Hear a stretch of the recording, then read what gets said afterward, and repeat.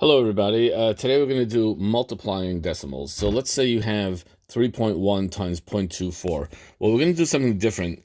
You see, when we did adding decimals, I told you to line up the dots, not to line up the left-hand side, but to line up the dots. Well, today it changes.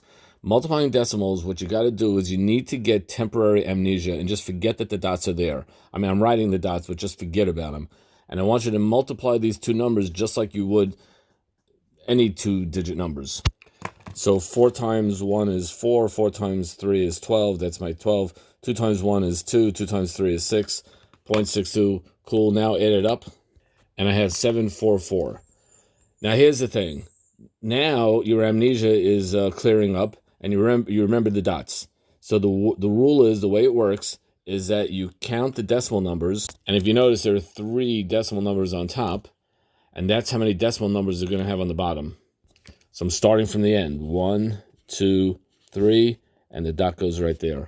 And that is my answer, 0.744. Let's see if you can do another one. Pause the video, see if you can do this by yourself. Okay, enough pausing. Now let's move on. So here's the problem, and here's what we did at first. So notice I put the dots in, but I'm kind of getting temporary amnesia, and I'm doing the multiplication. And here's all the numbers I have. Now, for the decimal part, how many decimals are there? So what we do is count how many decimal numbers there are on top, and I'm going to use a different color pen so you see it more clear. There are 3 decimal numbers on top.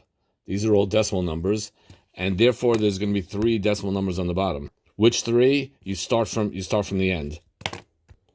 So I'm just going to go 1, 2, 3, and the dot is going to go right there. And that is my final answer, 35.427. And that's our process. Step 1, forget the dot. Step 2, do regular multiplication. And step 3, by step 2, regular multiplication, lining it up the regular way. And step 3, the number of dots on top equals the number of dots on the bottom. And that is the rule. Now, why that works, I'm going to explain in another video. But that's how you do it.